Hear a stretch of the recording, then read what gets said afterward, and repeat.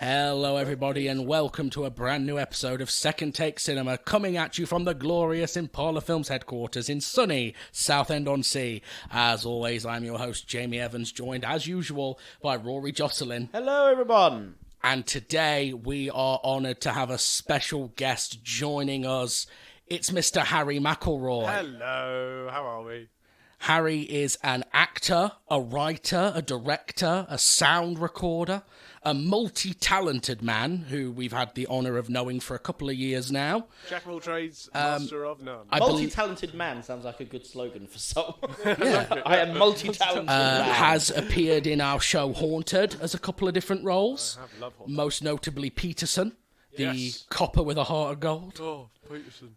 Yeah. That's the voice. And I correct me if I'm wrong, at the time of recording, recently just written and directed your first short film, is that right? I have, yeah, it's in the edit. It's called Halfpenny Dip. It is a short comedy about a bank heist. And I was absolutely bricking it. That first edit, I'm sure we haven't got the film. That was a shit show. It's all going badly wrong. And then I watched the edit and we're like, oh! I've got a good film. I've got an all right film. This wasn't a complete waste of time and money. This is in some way watchable and doesn't look like a student made it. So it's literally first assembly. So I gave some notes the other day. I reckon, later in the year, festivals next year, something like that. But Fantastic. Yeah, it was good fun. Well, you can update us when you come back for later episodes. Done. Yeah, absolutely. Fantastic. Well, that's the team for today, ladies and gentlemen. So today we are going back to the year 1998 as we give a second take to Godzilla.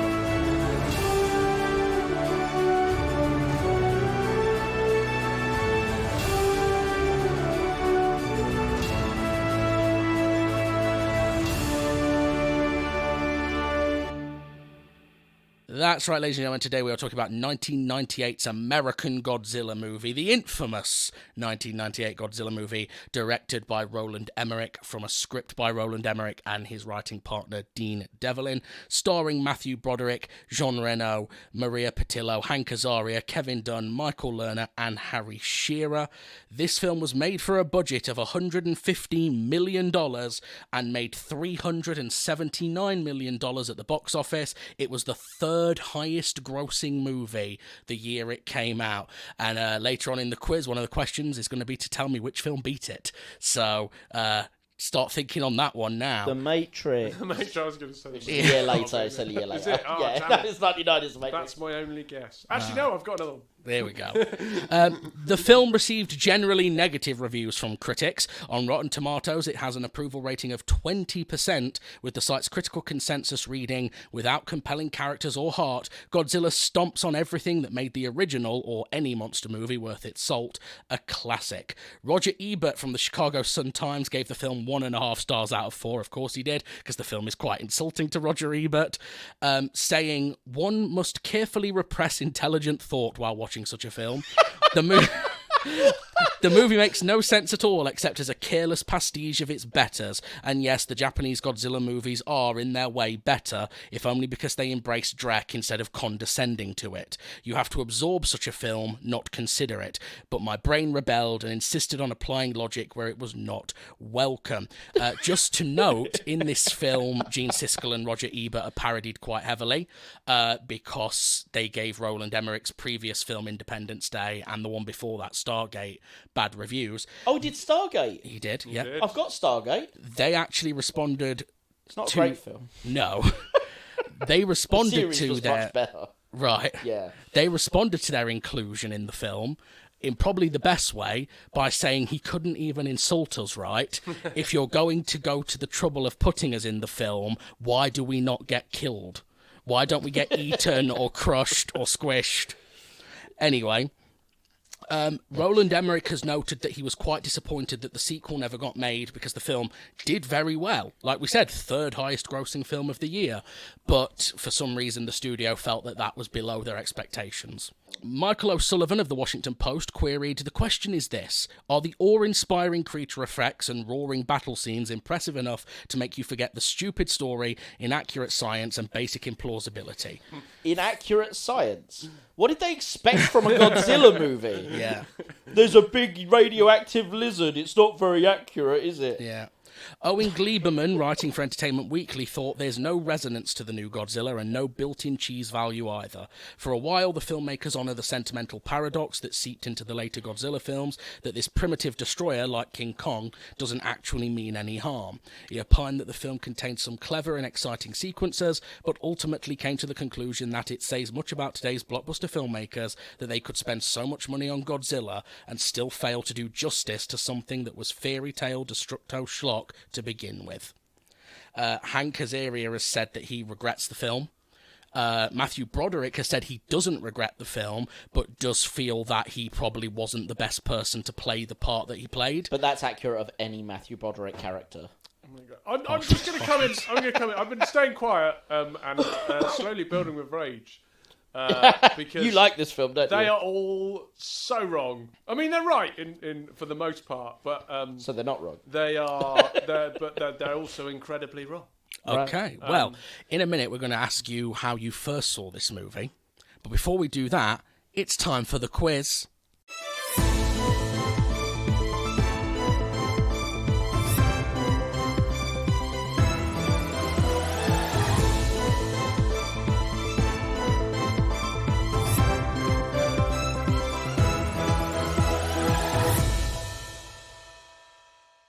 That's right, ladies and gentlemen. For the first time ever, we have got someone else playing the quiz. So let me just explain how this is going to work. Dun dun dun. So, as we know, the overall goal of the series is Rory has to achieve a score of 70% or more. I'm not winning. Otherwise, otherwise, I'm going to force him to rewatch Serendipity. If Rory does achieve 70% or more, he is going to force me to watch the movie Kill Keith, which is a horror murder movie with Keith Chegwin in it. Oh wow! Yes. And he has it on DVD because I bought it for him, and he still hasn't watched it. Why would that be a punishment? It's got Keith Chegwin. It's got what's his name? Joe Pasquale. Joe Pasquale gets murdered in it. Right. Now, Harry, you are our first guest to take part in the quiz. I'm very excited. So the guests are on a separate leaderboard. Okay. If at the end of the season you are the guest with the highest score, we will invite you back next season to review a film of your choosing. Okay, nice. So it's a little bit like the leaderboard in Star and Reasonably Priced Car. That's exactly what I'm ripping off. Thank you for nice. calling attention to it. It's wet outside, so do I get extra? Yes. We're going to take that into We're going to call the second to last question Gambon. Okay, brilliant. These are all questions relating to Godzilla. I just want to say, I'm impressed you pulled a Top Gear reference there with Gambon Corner. I know Top Gear. I didn't think you liked Top Gear. I don't like cars. it, but I know it. Oh, fair play. Hang on, so I'm can we surprised. just rewind? I get to choose a film that you both have to watch. Yeah. Yes. Oh, great. Any movie. If you're our highest scoring guest at the end of the season. There's no downside. No one has to. I don't get. I shouldn't. No, you don't get any punishment. Okay, great. No, we to kidnap come your back. son, and you have to choose a film. We want you have the option of thought coming about that back. bit. He's contractually obligated. Brilliant, cool. No, love that. Okay. That's a win, that So is. here we go. Serendipity, wow. And what I'll do is for each question I'll alternate who I ask first, okay? So, question 1. Godzilla was the third highest grossing movie of 1998, but which other sci-fi disaster film was number 1? Harry. Sci-fi disaster is a good clue. You know what? Is it Star Wars Episode 1: A Phantom Menace? What do you think it is, Rory? I don't know why. The only one that's come to mind, and this is definitely wrong, 13th Floor. I'm afraid you're 1 year too soon, Harry. If we were the year later, you would have been right. The correct answer is Armageddon. Oh, I forgot Armageddon. Of course it was Armageddon. I don't want to close my eyes. Great. That was the first film we did on Second Take Cinema. Is it? Armageddon. Oh, yeah. that Space dementia. Forgot about that bit. The space dementia bit is terrible. We enjoyed it though. Yeah. It was bad, but we enjoyed it. Question 2. This film featured 3 actors who are all voice actors from which animated TV series, Rory? Didn't it have 3 from this? Yeah, Harry Shearer, Hank Azaria. It's The Simpsons. Harry? Yeah, I'd say The Simpsons. It is The Simpsons. You are both correct. Apparently, I don't know if this is true, other than The Simpsons itself, this is the biggest project to have loads of Simpsons people in it. Okay, next one's a true or false question, so it's 50-50. True or false, at one point, Tim Burton was in talks to direct this movie. Harry? I can't see it. False. See, I think it's false as well. But okay, it's would kind you of make then. that up? But then, yeah, I know. But then we're both going on this. No, you know what? I'm sticking false. I don't think it's real. It's true. Oh, bollocks. piss off. God, that would have been weird. Johnny Depp as Yeah, the... Johnny Depp going Johnny Depp as Godzilla. Yeah. That's the worm guy. Yeah. Okay, another true or false. Where's the fish gone? It's another true or false, so it's 50%. Toho... It's all right, you're right. Toho, the makers of the Japanese series, were so disappointed in this movie that they refused to call this version of Godzilla Godzilla. True or false, Rory? I think that's true. I think I read this and I know it to be true. It is true. They refer to him as simply Zilla or Gino, which stands for Godzilla in name only. The guy who actually played Godzilla, because in the Japanese ones it's a man in a suit, isn't it, was so offended by this movie that he walked out of the premiere. Okay, next question. The director of this film, Roland Emmerich, has a record, which is he directed the first ever movie that made $100 million in less than 1 week. It was the film he did right before Godzilla. What film was it? It is Independence Day. That's my guess. Yeah, Independence Day. I'm going to go Independence Day as well. It is Independence Day. Yeah. Well done. I was thinking it's either that or Universal Soldier, which I saw. That I don't think Universal Soldier. Yeah, no. made 100 million. That's who you know. The following year, 1999, Matthew Broderick would be the star in yet another badly received movie, this time a children's movie adapted from a kids' TV show. Rory, what movie was that? Inspector Gadget. Harry? Yeah, God, yeah. I Inspector wouldn't Gadget? have got it if I didn't. Yeah. It is Inspector Gadget. Yeah. God, that was bad. Oh. Inspector Also, Gadget. Matthew Broderick is not an Inspector Gadget. He doesn't look a thing like him. I mean, I doesn't can act hold a it thing in no like look. I him. hate Matthew Broderick, and we'll come on to this more, but I hate him so much. I don't hate really? him. I just yeah. find him unwatchable. But, Yeah, well, we'll yeah. discuss that when we get to the movie bit, because I've got something to say about Matthew Broderick. Question 7. It's going to sound a bit like we're ragging on the poor I bastard. know. No, I'm ready. Question 7. Harry Shearer plays a news reporter in this film, but what other famous news reporter does he play in another thing? Is he the news reporter? Another news reporter in Groundhog Day. So rogue guess? Rory? He's Kent Brockman in The Simpsons. He is Kent Brockman in The Simpsons, which was why I couldn't take any of his scenes seriously in this, because he's doing his Kent Brockman voice. I'm fairly certain he's also in Spinal Tap. He's the bassist. Yes, He's Dave. the bassist in Yeah, Spinal Tap? Dave said he was in Spinal Tap. Yeah. He's the bassist in Spinal Tap. What? Yeah. Oh, okay. Okay. Next question. Best ever. This is another 50-50 one. All you have to do is tell me higher or lower. Godzilla's total screen time in Sorry, this movie. can you do this You've got as to do Bruce Bruce Forsyth. Forsyth? Yeah. No. Come on. Nice to see Is it you. higher or We're lower? both- Is it higher or lower? Me and Rory just looked at each other and said, we're like, he's got to do Bruce Forsyth. Yeah. If I remembered Bruce Forsyth well enough, I would, but I've not seen Bruce Forsyth in anything since I was a Just child. say, nice to see you. Could you please just say, nice to see you? Nice to Nice. see you. I'll say it at the end. Okay.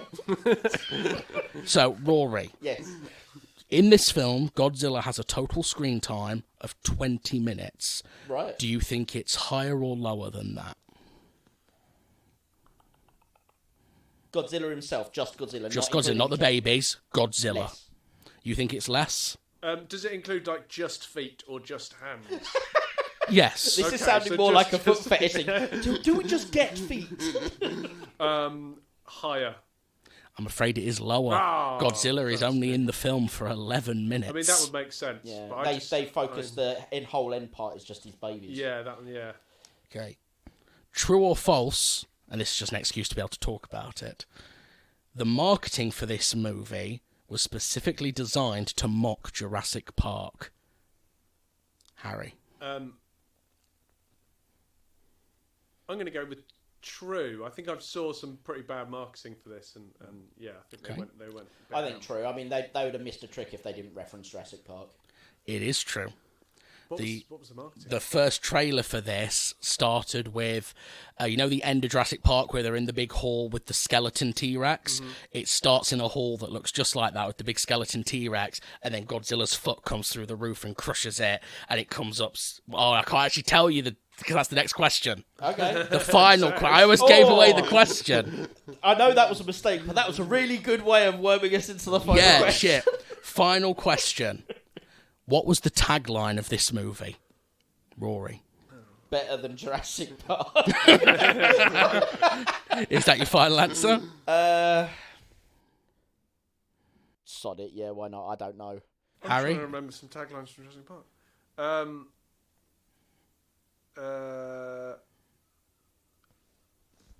Let's go with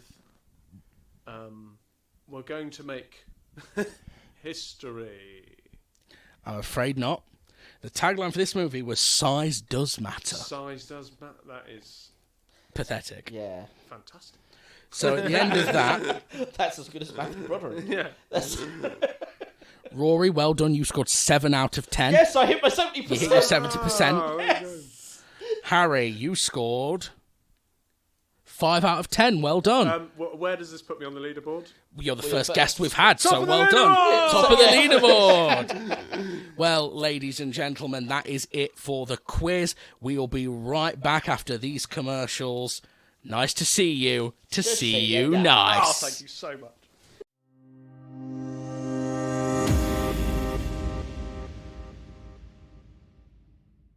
Okay, ladies and gentlemen, so we are back talking about Godzilla 1998, and as would only be polite, we're going to throw it to our friend Harry first. Harry, can you tell us a bit about how you the first time you saw this movie? I actually owned this film on VHS.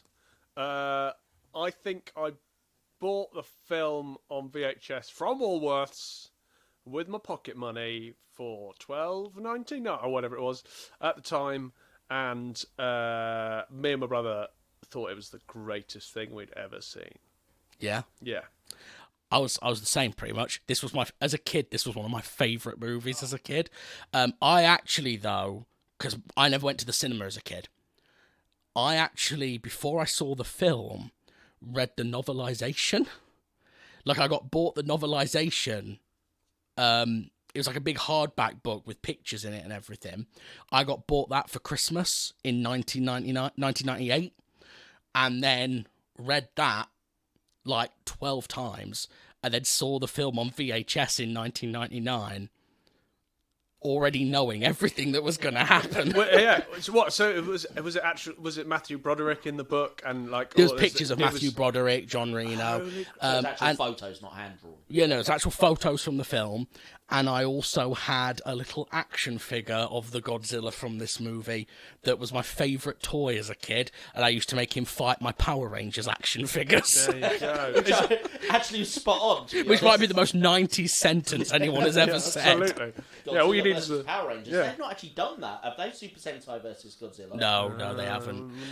Rory, I think this is a first time for you, isn't it? A first watch? Years. Yeah, because I've got no history. not a big with this Godzilla film. fan, are you? This is only the second Godzilla film I've seen since the last one you showed me.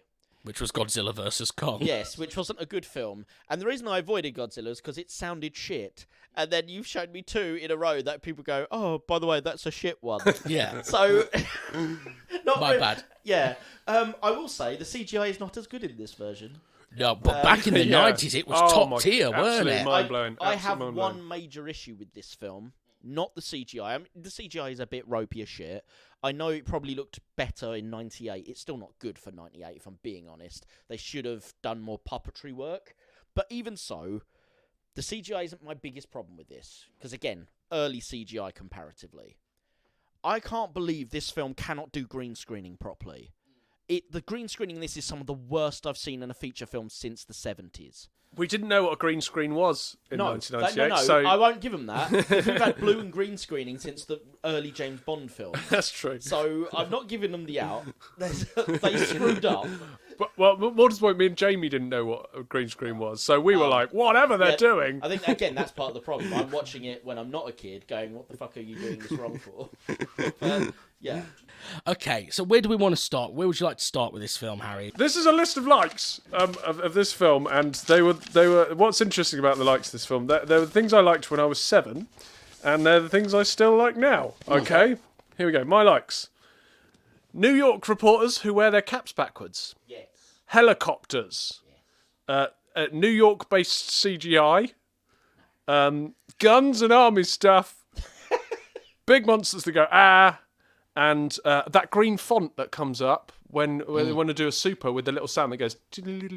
Yeah. And this film has got all of those things. Yes. I love that when you first go to New York, it doesn't come up New York, it comes up the city that never sleeps. And it's like, dude, we know what it is. So creative. But yeah, also, just interestingly, as a parallel, I've written down all the things I hate, and it just says Matthew Broderick. Look at that. Let's start with the performances then, shall we? Yeah. Shall we start by bullying Matthew Broderick for 10 minutes or so? So look, I hate him, and I hate Ferris Bueller's Day Off. And What is it you hate about him? He's such a wet actor. Like he's just kind of like, he's just got this little puppy face that he just kind of moves around like looking all confused. And like, I'll hold my hands up. I've never got through Ferris Bueller's Day Off because about 20 minutes in, I just get so angry at his face. And I think it was also when I was 7. Like, I didn't really hate anyone. I was quite a laid-back child. But there was something about Matthew Broderick in Godzilla, just everything he did. I was just like, this man's annoying. It's everything to do with his face and what he does.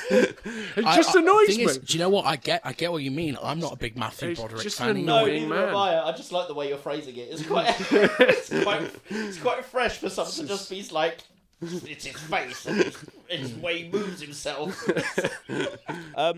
As far as Matthew Broderick, I think this for me is probably the best Matthew Broderick performance I've seen. Now He's still not good. It's okay. It's quite passable. I think he fits the role relatively well. I kind of disagree with him saying he doesn't fit the role, like as if he's not believable as a nerd. I'm like, mate, you're not Arnold Schwarzenegger. Like, I'm not sitting here going, I don't believe you because you're so ripped and chiseled. You know, it's like I can believe Matthew Broderick's a massive nerd. Yeah, a worm scientist. Yeah. He's a worm. Studies worms. I can imagine he does that anyway. Yeah, he's a wormy human being. Yeah. That's pretty much half of Ferris Bueller's Day Off. Is in the reality he was just out back looking at worms. Yeah, he kind of is a worm. Like he's almost a human worm. That's what I think. You could cut him in half and have 2 of them. Oh God, no. But no, I've seen him in War Games, and that's one of his earliest films. And he's good in that, but then it's because basically he's the right age for the film. When I watched Ferris Bueller's Day Off, I saw that only about 2 years ago. I was like, you know what? People rave about this film, and it's meant to be one of his best performances. I'll give it a watch. I don't like it. I thought he was the worst thing in it. I don't think he's got the charisma to pull off that role.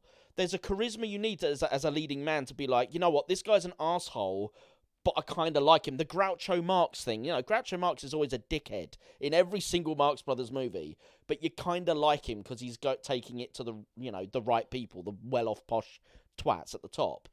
Ferris Bueller is just an annoying but somehow bland teenager who's rocking against, I don't want to go school day. I'm like, wow, those are high stakes. And that's not his fault. That's the writing. But again, I don't think he brought a lot of charisma to it. Again, in The Cable Guy, even though, let's be honest, he's acting against Jim Carrey, who steals every scene he's in, because that man knows how to chew furniture better than anyone.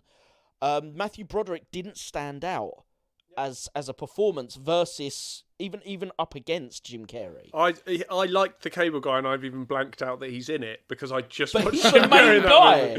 He's the main guy, and he's the most forgettable part. He may as well not exist in that movie. So when it came to this, I will say I thought his performance was fine. I liked him in the role, but when he said, I think there's someone out there that could have done this role more justice than me, I can't help but sit there and go, mate, that's every film role you've ever had. Like, Yeah. yeah. There is an interesting character in this film, which we should probably... 'cause I feel like she was probably scapegoated a little bit. Maria Pitillo, who plays the main girl, Audrey, in this. The one who was the journalist. Yes. Yeah. Infamously, her career basically ends after this Yeah, I movie. was going to say, she was never in anything else. She was in about 2 indie films after this, and that made no money, and that was it. And she won the Golden Raspberry for Worst Actress for this film. Ah, At least she's a bit fruity. She Yeah. is pretty bad. I don't want to be horrible, and to be fair, part of it's the script. The Yeah. script doesn't But help her. I because she- never yeah. believed anything she was saying. No, when she's in her room after she's betrayed him and he's gotten sacked, and then she's crying in her room, which is like a 12-year-old would do, but she meant to take her seriously as an adult journalist. I can't believe I got him sacked. It's a What- very... to be fair to Broderick's character, he says the right thing. Like, what did you think would happen? Like, duh. But then he's Yeah. like, I can be the one to save him. All of that script problems, but also, I'll be honest, it may be directorial as well. I mean, don't get me wrong, her performance is bad, but she can only go based on what the script is telling her she needs to do and what the director is asking for her in that scene. She didn't have to be breaking down crying at that point. She could have been like, oh shit, I've made a mistake, and be like, I need to correct this, rather than sit there crying, why didn't someone fix it? You know, that's more of a directorial choice. But what I mean is, I didn't believe her when she was crying. No, so I this didn't is- believe that she Yeah, felt it's very remorse. cartoon. But this is where I think it's all cartoon-like, isn't three, it? because the writing doesn't set her up very well, makes her come off more as a bad guy. The direction is sit there and cry like you're having a blobbing match, and then her performance doing that isn't very good. So all around, her character needed a full-on rewrite. I would have given her another film, though. I think It's not fair that out of everyone in this film, she's the one whose career Yeah. got torpedoed. Yeah, I like... If Reese Witherspoon's got a career...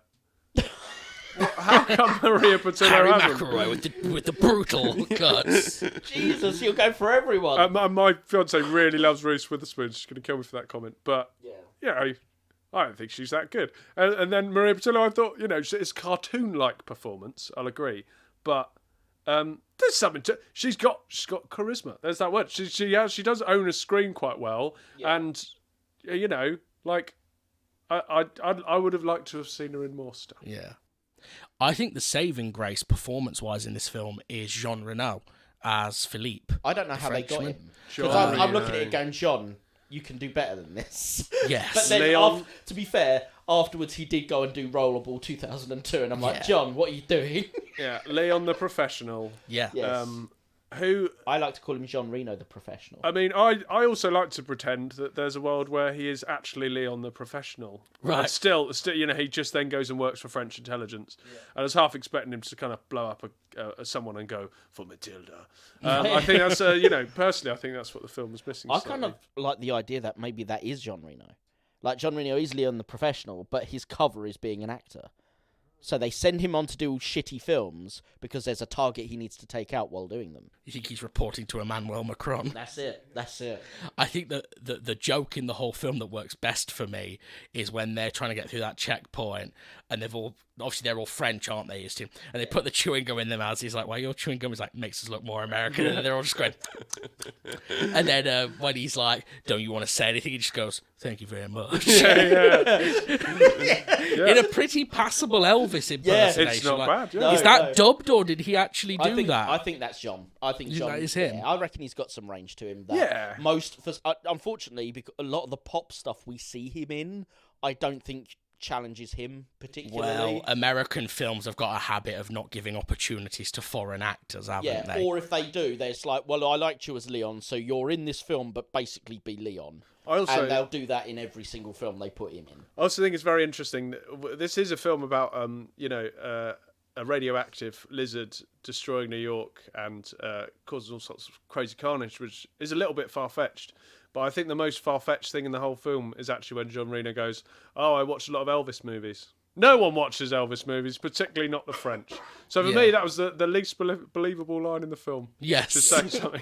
Well, I'll save this towards the end because I actually think the inclusion of the French character is interesting, based on something that the Japanese creators of Godzilla said about this film. But we'll get to that at the end. Let's talk instead about the man himself, Godzilla. Okay. Quite famously, a different design in this. Yeah, actually, before we move on to Godzilla, can I just because we've been talking about the cast, I just want to finish off with Hank cast. Azaria. Yeah, well, yeah, so Hank Azaria, I think, does a blinding job. Everything I see Hank Azaria in, whether it's tiny, like his one episode stint, and it's basically a secondary minor character in The Fresh Prince of Bel-Air, to everything character he's done in The Simpsons, to Friends. His character in Friends is great. When he's in Dodgeball as the younger Dodge, duck, dip, dive, and dodge. But it's the way he pauses between the dive and the second dodge is spot on. This man nails comedy, but in this, he has some comedic bits. He's a really different role in this to what he usually plays, isn't he? I tell you what, I liked it. And I've seen him in other stuff as well. The man's pretty chiseled. I always wondered why he didn't have more of a non-Simpsons related or non-comedic career. He blames this film. Oh wow! Really? He signed up to this film thinking this was going to be like his way into being a mainstream leading man type. This happened a lot in the late 90s because obviously Matt LeBlanc did Lost in Space and everyone just went, oh, so you're Joey from Friends in Space, even though he didn't act it that way. I actually thought he did quite well in that film.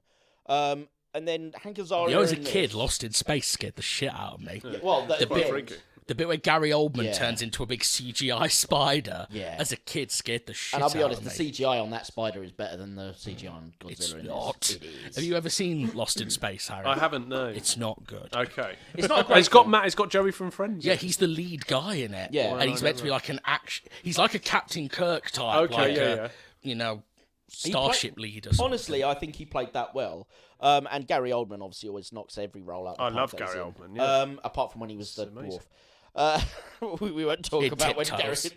We won't talk about that one. I really want to see Tiptoes just for the hell of it. Just to see how bad it could be.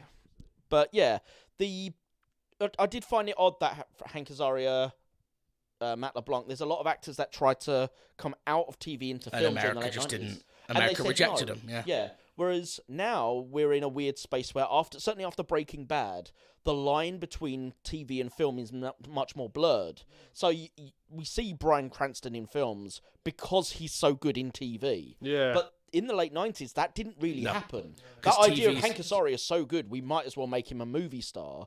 Didn't really happen. It was like, no, get back in your lane. Because TV is considered more prestige now. Yeah. And in the 90s, it was still considered sort of the simple cousin of film. I think also because both TV and movies are now generically viewed as just content. Yeah, so unfortunately, yeah. Whereas films, well, this is the silver screen, and you've got, just TV down here. Now it's all content. Yeah, right. And I think that is Marvel that have done that to an extent. Marvel and Netflix. Because when Marvel started doing all their Disney Plus series, loads of people were like, well, you're not going to get any of the Avengers in it because they're in the biggest fucking movie of all time. Yeah.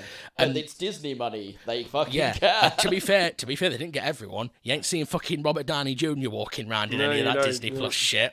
Or Chris Hemsworth. He probably made it clear he just wasn't interested. Yeah, but you got Tom Hiddleston. Yeah. I mean... To be fair, I'm not going to slag him off because Loki was actually really good. It's one of the few Disney Plus shows they've done that I liked. Right. I haven't seen the second season yet, though, so...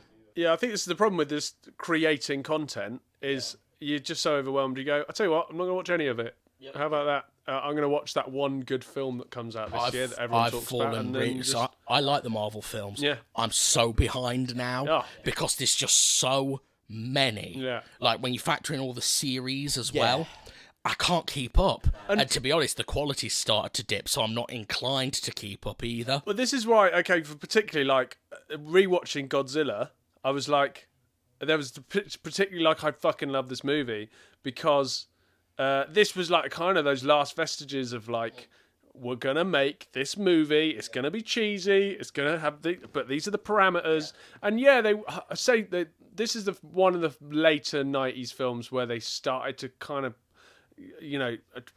paint outside the lines of like what they should have done because they were like, let's have some fun with the CGI. And it's like, well, actually, you should have just made a better movie and maybe not done too long with that or too long with that. But like now they just these writers' rooms and they're like, let's just stick everything in it. The Captain America gets the hammer, I don't know, and then they fly in and then the explosions and the spaceships and time travel. And you're just like, why are you just doing a spider diagram and going, let's put this all in? Like, someone needs to write something, and it's like a diary entry. It needs to and have they a point. Go, and you go, this is my piece of work. Let's go make it, and that should be movies. But these writers' rooms drive me mental. Yeah, that's the weird paradoxical relationship I have with this film, having watched it again now as a grown-up. I recognise that it is not technically a good film. Like, the plot's stupid, it's full of plot holes. I wasn't bored watching it. No. And I didn't hate it. I loved it. Yeah, there is CGI, but you know when they get towards the end and they're in Madison Square Garden? How great was it that it was an actual fucking set and not a green screen? Yeah. Like, that's the state we're in at the minute. I was watching it going, it's a set. Yeah, right. The bit where they walk in and there's like a broken balcony and then there's all the dinosaur eggs. Yeah. And they're walking in between them and Matthew Broderick goes and puts his ear up to underneath. I was just watching going, they built this. Yeah. They actually built this. Like, it wins points just for, don't get me wrong, I don't think they should have done the baby Godzillas. No. But the fact they actually built the set, Yeah. that wins points for me. I'm so sick of seeing sets that are just green screens with actors pasted on the front of them. Me too. So, obviously, I've not seen this film before, so you two have some nostalgia for it, which I don't have. And it's also, I'm not a big fan of Godzilla. I've not seen any of them other than that other shitty one that we've already reviewed.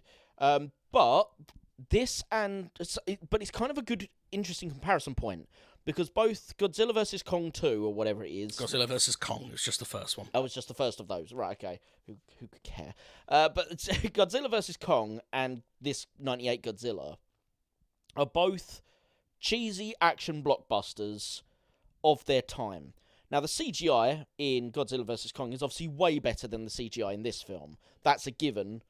Bear in mind, it's like over 25 years later? Something like that? 20 to 25 years later? 98 to 2022. So, so it's like 20-odd years. 24 years. So 24 years of technological advancement, that makes a lot of sense.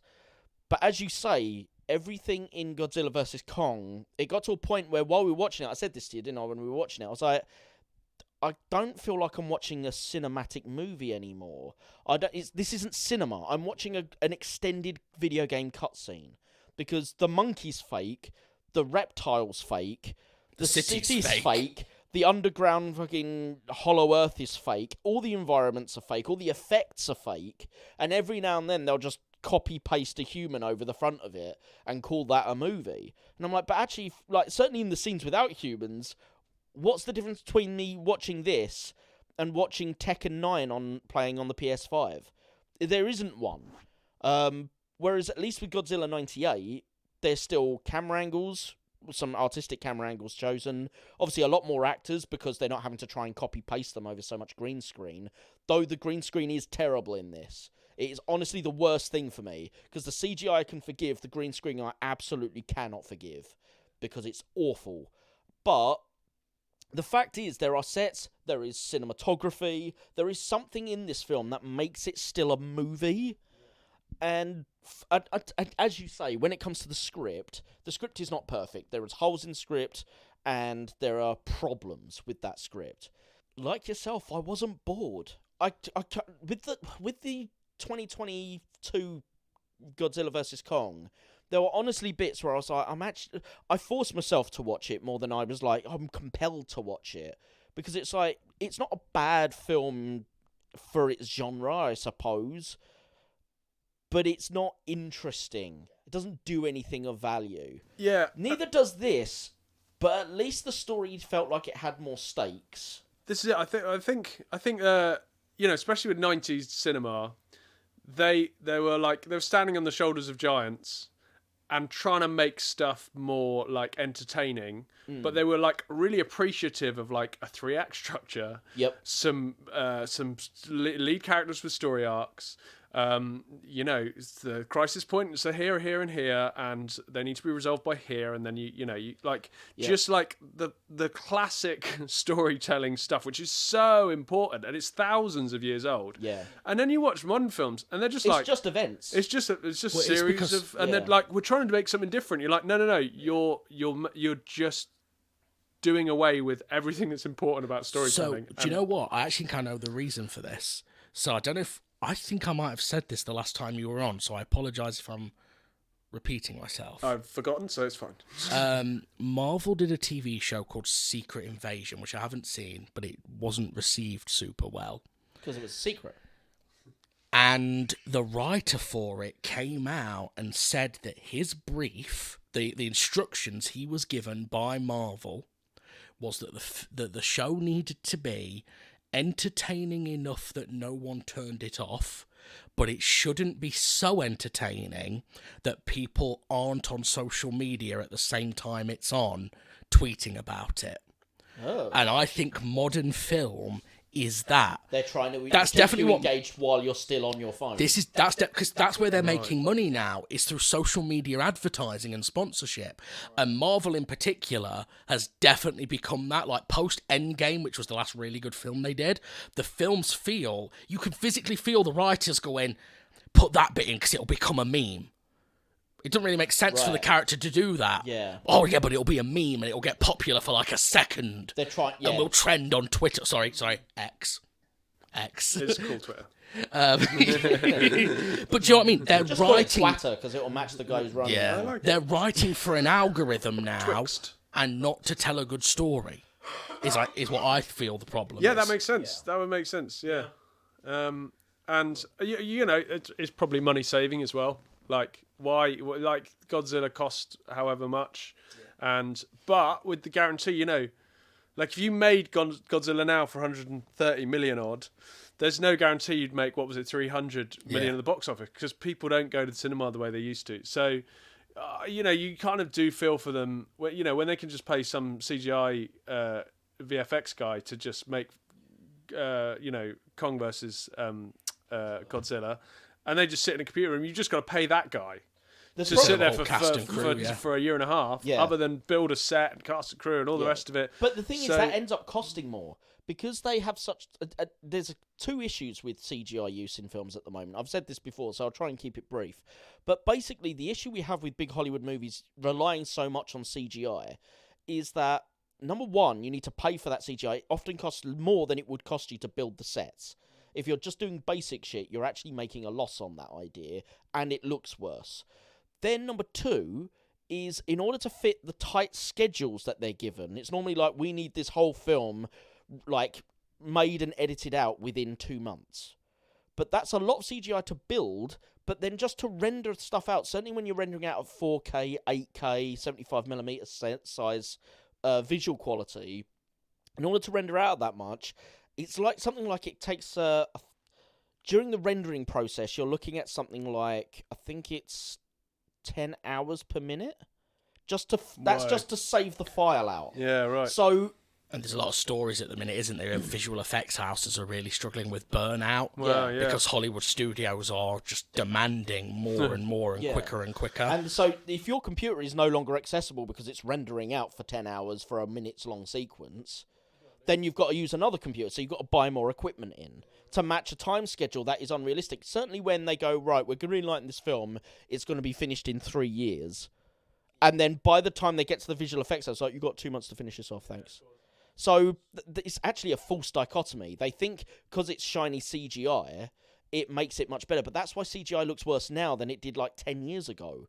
Not because visual effects are worse now, because that's far from the problem. It's the crunch. Yeah. So the biggest misstep in this film for me that I want to talk about, and the reason I asked the question in the quiz about did they mock Jurassic Park, because they did. The entire third act of this film wants to be Jurassic Park there's so bad. They're diving behind the ceiling. They do the clever girl bit, but without the line. Yeah. Yeah, and that's the biggest misstep in the film for me. Yeah. The whole time I was sat there going, I don't want these babies. Yeah. I want fucking Godzilla. I want the big guy. The one bit with the babies that did pay off for me is once it was right at the end, the babies were dead. You didn't need the baby sequence for this to work. They could have just found the babies and killed them. Oh, when Godzilla sees that they're sees dead. it and tries to nudge one, see if it's still alive, like, come on, wake up, and it's dead. That moment was quite good. It was wasted in this film, I felt, because they didn't build up enough of the potential emotion. I know some people don't. I actually like that Godzilla, when he dies at the end, it's kind of a sympathetic, like, oh, Well, the it's thing a shame we've had to kill you sort of yeah, thing. Yeah. they should have leaned on that more because Broderick from the start says it's the first of its kind. There should have been a bit more questioning throughout it. We're going to exterminate this species, and obviously you can make the logical argument that the reason we have to exterminate a Godzilla species before it can begin, preferably, It's because it would replace us on the food chain. It would destroy everything we've built. How do we defend against a Godzilla race if they're, those 12 hatch and grow, etc.? But there should have been the moral question: do we have what's our quote unquote God-given right? Because that's us playing God to exterminate the species. It needed a Dr. Malcolm speech. It just needed to ask the question more, because when it gets to the ending, they've killed Godzilla's babies. We see that does affect Godzilla. Yeah. It's not cold to its own death of its own children. And then when it dies, there's that sympathy, as you say, but it's kind of a bit too little, too late. It needed a bit more of that sprinkled through. Just not to say that we shouldn't kill a species that might remove us from the planet, but at least to question it. Yeah, I mean, and I think throughout it was very confused whether Godzilla was how sentient Godzilla was, whether it just ate fish and didn't like humans, whether it was just running away from torpedoes or actually trying to gun them into other submarines. It was. That monster, they flip-flopped on whether it had a higher intelligence or whether it was just surviving. And do you know what's funny, so Harry? much. Dean Devlin, who was one of the co-writers and the producer of this film, in later years, he's admitted that that's the problem. Yeah, he's literally said, he said, I hold my hands up, it's a problem in the script, is we didn't commit to, is Godzilla a good guy, a bad guy, how sentient is he? And there's an animated series. Do you know? Man, there's a Godzilla animated series which I also got into because I love the movie so much, and it was on Live and Kicking. It's Saturday mornings or something. And in that, the story is the end of the Godzilla film. One of the eggs survives, right? And there's a lovely little post credit sequence or whatever. Well, it's not post credit sequence, but the cliffhanger. For the cartoon, thank God, Matthew Broderick or Maria Patillo didn't get cast in that either. That was the end of their career. But they kind of got all the other army parts and stuff, and the redhead and the science guy. And in that, they have brought up a baby Godzilla, and he's completely on their side. Yeah. And he's they can talk to him, and they're like, Godzilla, come and take out. And there's they're all fighting other monsters. So it was clearly part of their thinking is Godzilla's a good guy. Yeah. He is. Yeah. And that was, if they'd probably did Godzilla 2, that's what was going to come. And that's what they're doing with the modern Godzilla films, right? Godzilla vs. Kong. It's let's call Godzilla in to kick Kong's ass because he's a bad guy. Well, it's actually the other way around. Oh, is it? Godzilla vs. Kong. Yeah, they call Kong to defeat Godzilla. Right. Well, no, they're trying. Going funky. Then there's they're trying to smuggle Kong to safety. Godzilla, after the events of Godzilla King of Monsters, which is the film before Godzilla vs. Kong, God, I sound like such a dork. Godzilla has basically decided that he's going to wipe out all of the giant monsters to save humanity. How do they... I'm just curious how they get Godzilla to explain that to the humans. It's Godzilla King of Monsters is a terrible film. Yeah. I went to the cinema to watch it, and it's so great. I've decided to save you. Exactly. So, sign language. I want to talk a bit about unless anyone's got anything else to say about the film itself, I want to end by talking a bit about the philosophy of the film. The only thing I think I want to say is, from having seen this for the first time, I will say I genuinely enjoyed it. Oh yeah. It's got terrible moments. It's a good turn your brain off film, isn't it? Yeah. This and Armageddon are very similar to me, which is interesting that they both came out the same year. That they are not good films per se, but they're enjoyable enough, and they suit the tone of being a cheesy, fun blockbuster. He's got space dementia. He's got space dementia. Which is still lizard dementia. That might be the funniest line I've ever heard. It's how matter of fact William Fichtner says it. He's got space dementia. As if everyone knows what that is. It'd be like me going, he's got cancer. Yeah. Okay. You had a good time with it too, Harry? I love it. As I said, my inner 7-year-old and his list of 90s nostalgia likes, this ticked all of the boxes, and the Rotten Tomatoes score is wrong, and all of the critics are incorrect. And 7-year-old me is right. Yes, of course. Okay, so I want to wrap up by talking a bit about the philosophy behind the film and the Japanese reception to it. So, despite what you may think, in the run-up to the film coming out, the Japanese company was super behind this movie. To the point where, a few years before this, they released what they thought at the time was going to be the last Japanese Godzilla movie. They kill Godzilla off at the end of it, and at the end, literally had a title, like in the Marvel films, it comes up, the Avengers will return, and they literally had a title card come up saying Godzilla will return in the first ever American Godzilla film. Like, they were really behind it, and when it came out, they were a bit put off, to the point where they actually started making Godzilla films again to fix this one, with really silly titles. The one that they made after this was called Godzilla, Mothra, and King Ghidorah All-Out Monster Attack. To be fair, there's a lot of Japanese names that are like that. Yeah. When, They tell you exactly what happens in the film. So have either of you ever seen the original 1954 Godzilla in black and white? No, but it's referenced in the film. There's a woman looking at it. well, because it's got the name Godzilla. And that'll do it. that's a very good film. That is the most intelligent of the films. So just to tell you a little bit about what that one's about, so that you'll understand where I'm going with the philosophy of this. Obviously, Japan is the only country in the world that has ever had a nuclear bomb actually dropped on it. In fact, it's had 2. That was in 1945. They made Godzilla in 1954, still very much dealing with the fallout of that. In that film, Godzilla comes out of the ocean, starts smashing up Tokyo, and in the end, the only way they can defeat Godzilla is to build an even more devastating weapon than a nuclear bomb. I think it's called the oxygen bomb or something like that. And they use it to kill... Sure it's not hydrogen bomb? No, I'm sure it's called the oxygen bomb, because it basically removes all the oxygen from the atmosphere, so Godzilla, suffocates. Yeah. And the whole point of the film is it's actually a metaphor for arms racers, because they are forced to build it. Basically, think of Godzilla as the American atomic bomb. Right. And it's shit, America have got this, we now need to build this, which means America now needs to build something bigger. That was the arms race for the hydrogen bomb after the atomic bomb had gone off. They were like, we need something bigger. Hydrogen bombs next. Yeah. So it's a very depressing film that's about very serious subject matter. Why couldn't we watch that one? That sounds like we are going to do Gojira at some point. I want to watch a good film. In this one, none of that's really... Yes, Godzilla is still created from nuclear stuff, but what they put... So they said, there's 2 quotes from the Japanese filmmakers here. I do want to say, before you say the quotes, the radiation in this didn't really go anywhere. It's like, every now and then it's like, our heat-seeking stuff doesn't work because radiation, but then he's going through cities, everyone's standing really next to him in certain scenes. Like, he nearly treads on Hank Azaria, for example, and yet no one has radiation poisoning. It's like, so how radioactive is he? Yeah. Like, he also doesn't breathe radioactive fire in this one, does he? He can blow up cars with his breath, though. Yes. Yes.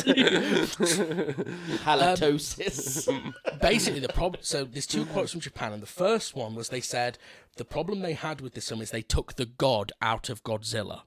And the point is, in Japan, Godzilla is literally unstoppable. Missiles and things don't phase him. He just walks through them. This Godzilla spends most of the film running away. And then they said, more importantly, so this is a quote from Shisuke Kaneko, he was the director who ended up bringing Godzilla back because of this film. He said that they spend all the time running from missiles, and ultimately he's just killed by American Air Force missiles, isn't he? Americans seem unable to accept a creature that cannot be put down by their arms. And I thought that was really interesting, because it's true. In Japan, Godzilla is an absolute force of... He is literally a god. That's why he's called Godzilla. It still means god lizard. oh, okay. And they have to build an heir to unknown, unfathomable weapon to kill him. In this, it feels very much like America being like, yeah, we can still take out anything. Yeah, giant fucking lizard thing. Yeah, we'll just drop some bombs on it. It's fine. And it just... obviously it doesn't change my enjoyment of the film at all, but being a pretentious film studies person, you kind of watch it going, fucking America sucking their own dick as always. Yeah, absolutely. And there's another. It comes into that: is Godzilla good or not, and what's the side of that? Because there's a theory of this for Jurassic Park 3 as well, where Jurassic Park 3's, it's the reason Jurassic Park 3, like, you feel uncomfortable in Jurassic Park 3 compared to the first two Jurassic Parks, is in the first two Jurassic Parks, we're the bad guys. Humans shouldn't have done this experiment. Yeah. They shouldn't have put themselves in this situation. They shouldn't have let the gates run out. They shouldn't put themselves in that situation. And the dinosaurs are just doing what dinosaurs do. Yeah. And that's kind of the problem within Godzilla, isn't it? Is Godzilla's kind of he's just after fish. Yeah. And we're now rooting for all these guys with guns, and like there's about 5 bits where Godzilla very peacefully walks up to people and they all go, fire, fire, fire, and all the Americans just start shooting him, and you go, I don't know how I feel about that. But they also don't kind of explore how you feel about that. Yeah. They just then go, well, America is what we do, so just forget the fact that we're just shooting at an innocent creature and that it was quite nice a minute ago. We're now trying to kill it. Everyone get behind that. They even try and shift the blame, because this is why the French character exists. So, don't get me wrong, Jean Reno's great in the film, and I'm glad he's in it. But Sorry, just quickly, are they French because of French Polynesia? Is that the only link? Yeah. Okay, lovely. So they've got that line, haven't they, where he's like, sometimes it means protecting my country from itself, and when we've made a mistake, we correct it. Yeah. And you're like, no. No, but America is the only one who dropped the nukes. that's the thing. The tests in French Polynesia were done by the Americans, but you've clearly the studio exec has sat there and gone, well, we can't do this, and has forced them to change it and blame it on the French. So basically, what it is, an American studio executive has gone, we should make a Godzilla movie because that will make bank. But we have to be the good guys. Yeah, let's we have let's to be the good guys. reference French Polynesia, but let's put the French as the reason for the nuclear test, not ourselves, because it's French Polynesia. And then once we've done that, let's not reference the fact that the only nukes ever dropped were by us, and the fact that Godzilla as a brand has been about us dropping nukes. This is the thing. America. They've done that because America did test loads of nukes as well. In fact, there's a horrifying video online. I don't know if you want to look it up. I don't know what you'd even search to find it. But it's a timeline of nuclear explosions on the planet Earth. I've seen it, yeah, that's amazing. Yeah, where there's none for thousands of years, and then all of a sudden 1945 hits, it's like boom, boom, boom, boom, boom, and America's dropped something like 1,000 testing them. All those tests were done in like Bikini Atoll and stuff like that. Yeah, which is was SpongeBob SquarePants. Yeah, but they're all islands off of America. This film moves it to French Polynesia so they can be like, just sidestep that blame and all the horrible things we did. You realise that the American nuclear tests are the reason that John Wayne died. Yeah, because of Genghis Khan. So he did a film where he played Genghis Khan, which is a terrible casting choice, but there you go. Literally in yellowface, isn't he? In yellowface, my name is Temujin. You're like, no, you're not. But he did that film, and where they filmed, they were told it was safe, but it was an old nuclear testing desert, and it wasn't safe. It was still radioactive. So everyone who worked on that film died of cancer within 20 years. Wow. Yeah. That's the most American thing ever. Yeah, Americans killing John Wayne with Americanism. I know. Yeah, he beat cancer twice, and then it eventually took him, I think, the third time. One of his last films, The Shootist, is about him as a dying cowboy dying of cancer, which I thought was a brave film for John Wayne. I'm not the biggest John Wayne fan, but I thought that was a brave choice of a movie. But yeah, at the same time, it's like, your own nuclear test killed John Wayne, who is literally like the default American. Yeah. I have one last problem with this film that I forgot to bring up, and it's only a teeny tiny little thing. But did it piss anyone off when Godzilla starts walking on the rooftops of the buildings? Yeah, because he's too heavy. I was sat watching it going, you're telling me a fucking giant lizard can crawl on it? Well, and it doesn't fall down. I think the main thing is just his tail whipping was like felling buildings. Yeah. And yet he can stand on them. Yeah. Ask me if I care. Do you care? No, not one bit. that shot when he climbs up the Chrysler building and he goes, ah, and then the bolt of lightning goes behind him. Is one of my favourite. Up the Chrysler. I didn't mind up the Chrysler. It's the bit when the helicopter. Taking it up the Chrysler. It's the bit. In fact, I had a statue of him on the Chrysler building, and it was a money box, and you put money in, and every time you put money in, it went. I remember that toy. Yeah. The bit I didn't like is when he's you remember when all the helicopters are chasing him, and he's like, there's some good shots there, to be fair, where he's like weaving I'm not quite sure a dinosaur that size would be that agile, but whatever. He's weaving in and out of all the streets. But then there's a bit where he just goes up to some buildings and like steps up them. And hops along It's the really- top. it's really And I was a dodgy bit like, CGI. I was like, the CGI is bad, and those buildings would collapse under his weight. But like you said, it's a silly film. Just embrace it. I don't really have anything else to say about Godzilla. Anyone else got anything to say about Godzilla before we wrap up? Only that it was fantastic, and I loved it. And still enjoyed it on a second viewing. Yeah. Yeah. Well, more than a second viewing, I should. You know what I mean. Watching it as an adult. As a big boy. Any last thoughts, Roy, before we wrap up? No, thought it was an enjoyable film. Would recommend if you want to turn your brain off, but I think it misses its own opportunities quite a lot. But it's fun enough. Okay, well, thank you, everyone. That was Godzilla from 1998. This episode should be coming out around the time of the new release of Godzilla X Kong, The New Empire. Let us know if you've seen that film and what you thought about it, because I'm actually probably not going to go see it, because I've kind of fallen out with all these movies. Email us at info.impalafilms@gmail.com, or if you've seen the or if you've seen the 1998 Godzilla, which is not the original, it's the first American one. Let us know what you thought about that. Do you agree with Harry? Do you think it does not deserve the hate it gets? Let us know, and we will see you next time on Second Take Cinema.